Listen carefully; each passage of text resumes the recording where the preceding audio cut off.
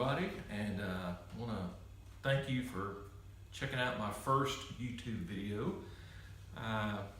Maybe asking, why do we need another woodworking series or another woodworking channel? But just to be honest with you, I was kind of bored and thought, there are other woodworkers like me out there that don't do it full time. It's kind of a hobby and are just getting started or have been doing it for a couple years, and thought this would be a fun little project to kind of follow some of the work I do and maybe pick up a couple tips and tricks along the way, and maybe some things not to do. And if we're lucky, maybe we'll see some of those in action as we make more videos and finish more projects. But being the first video, I thought I'd just maybe take some time with this episode and just kind of give you a tour of my garage slash shop. And got a feeling I'm not the only one that probably has this scenario, and maybe can show you some of the things I've got and how I've gotten to this point.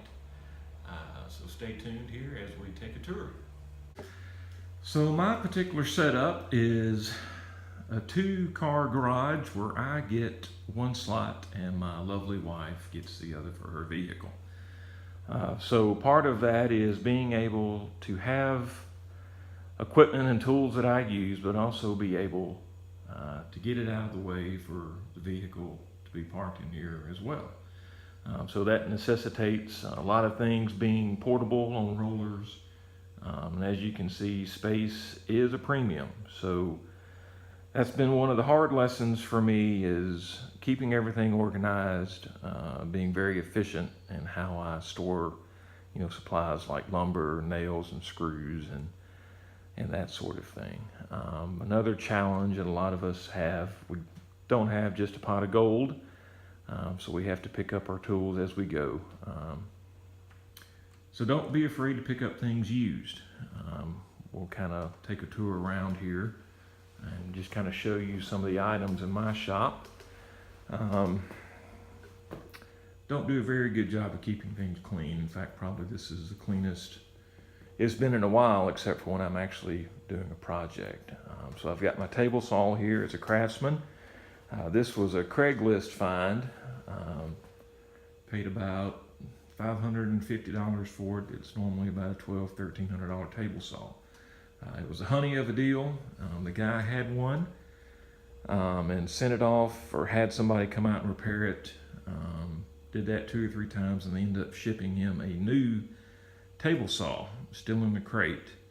And this particular saw was that saw. It was never taken out of the crate for whatever reason.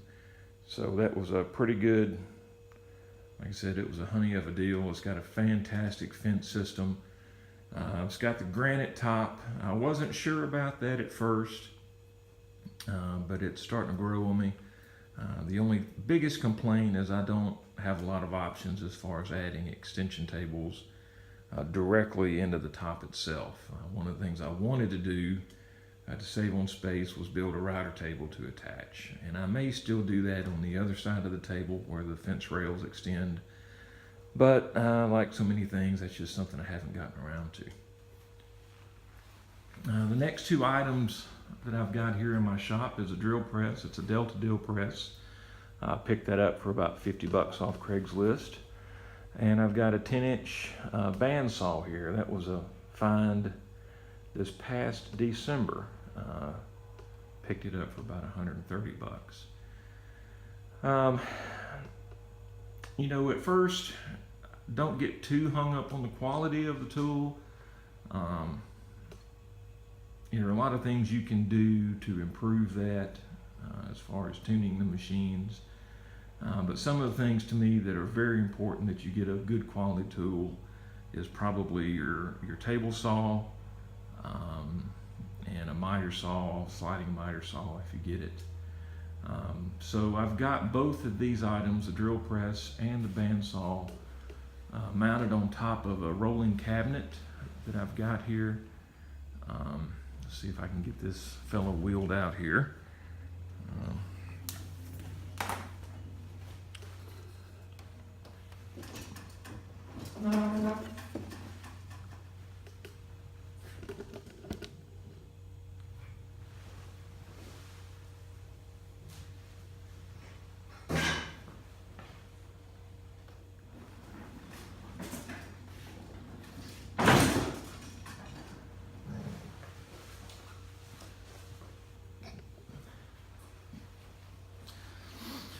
So again, one of the challenges when you share your workshop with your wife and her vehicle is space.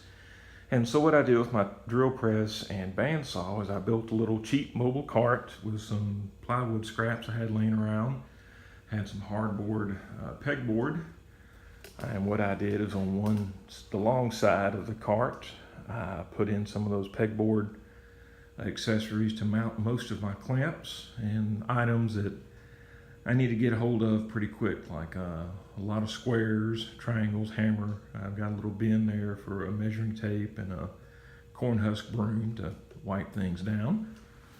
One of the short ends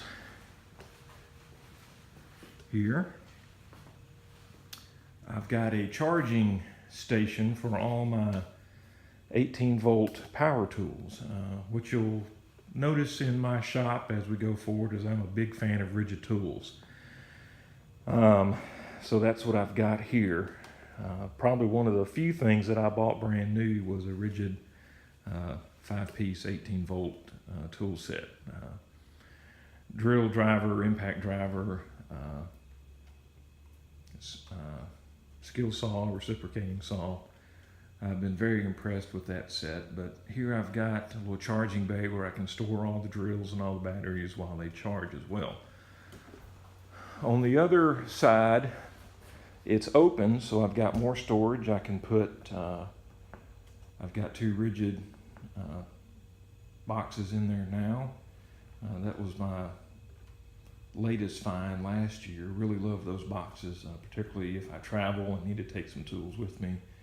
They're stackable and pretty rugged. In fact, that set there made a trip down to Nicaragua for a mission trip, and it all held up very well. One thing that I noticed as I was building and assembling and doing things was I really needed a workbench. Wasn't very interested in spending $2,000 on a workbench. The thought of building one crossed my mind several times. But one of the things I've learned as I've gotten older is you really have to weigh your time. Your time is a resource. So for me,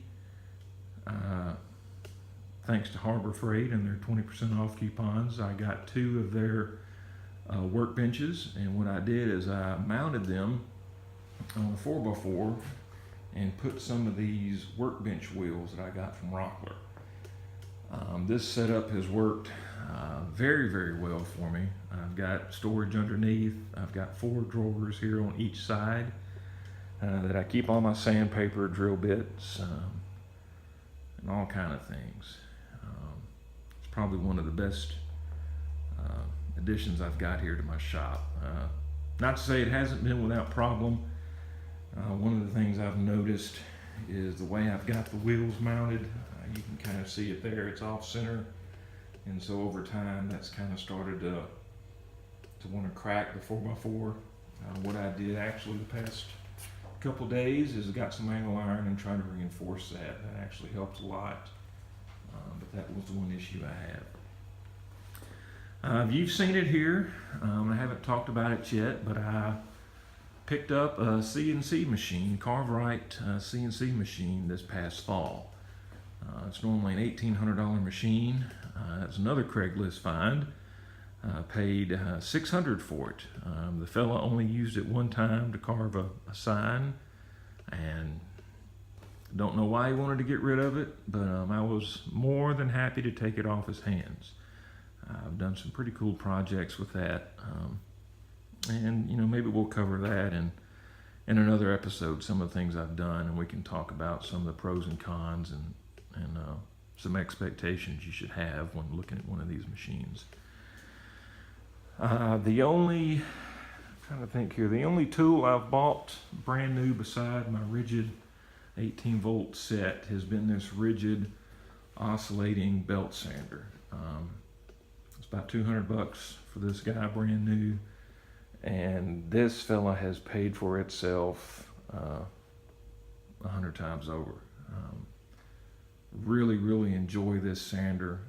The top section there where the belt is, you can unscrew the 2 screws there at the top, and that whole piece comes out, and you can put in, let's see if I can get there on the bottom, you've got these sanding drums you can put in to make it an oscillating drum sander. Oddly enough, I haven't used any of those drums in the 6 years that I've owned this machine. But hey, it's been a great addition to my shop. Right next to it here on this bench, is this Dewalt Scroll Saw. Again, this was another Craigslist find. I picked this guy up for $75. It's amazing the stuff that people get. This was a mechanic who did some work for a fella, and instead of paying him, he got traded this Dewalt Scroll Saw. He was wanting to get rid of it because he claimed that the saw blades wouldn't stay in the holders. And so I gladly took it off his hands, looked at it, did a couple of YouTube and Google searches, and ended up just taking out the retaining screws that hold the blades in, the top and bottom.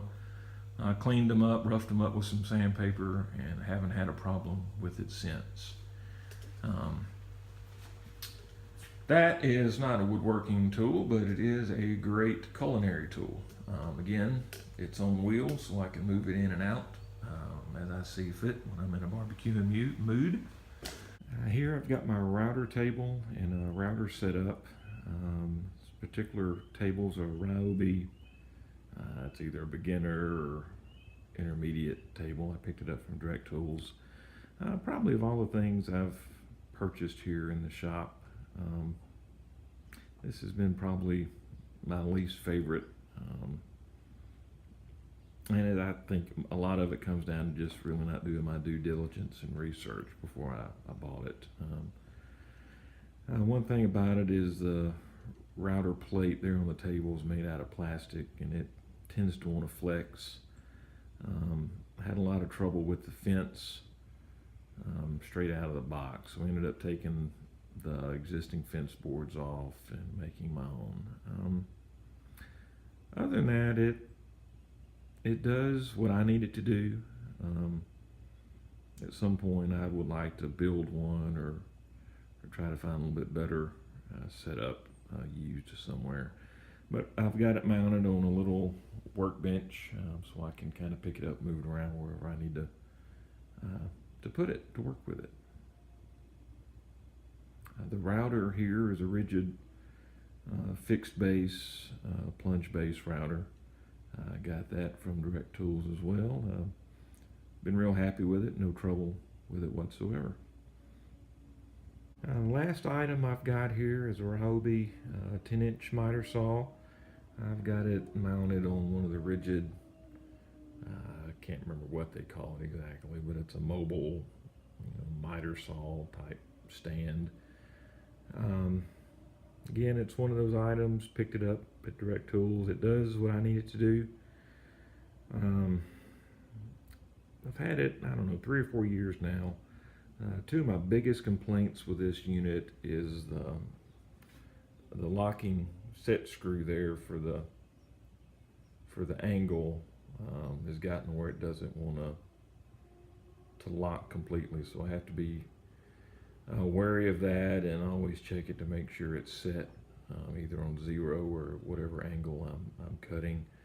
And the other, it's not a big deal, and a lot of commercial saws have it, is the motor is mounted perpendicular to the blade. And for 90% of the cuts that's fine, but sometimes I need to clamp on the right side of the blade, and that motor being there tends to cause some issues with that. Would love to be able to upgrade to maybe one of the new rigid 10-inch where the motor is kind of more slanted at more like a 45. And the Bosch, the gliding 10-inch miter saw is really nice, but it's really expensive. But I also noticed that Delta has one with the similar type glide functionality as the Bosch. So who knows? I might do that in the future. But that's my shop. It does what I need it. Would I like to do more? Certainly, but I don't think there's anybody that wouldn't admit that of their shop. But hey, there's probably the most important piece, this Ryobi 40-volt leaf blower. So whenever I get done working for the day, I can open the garage doors and spend about 2 minutes blasting everything out, and I'm good to go for the next day projects.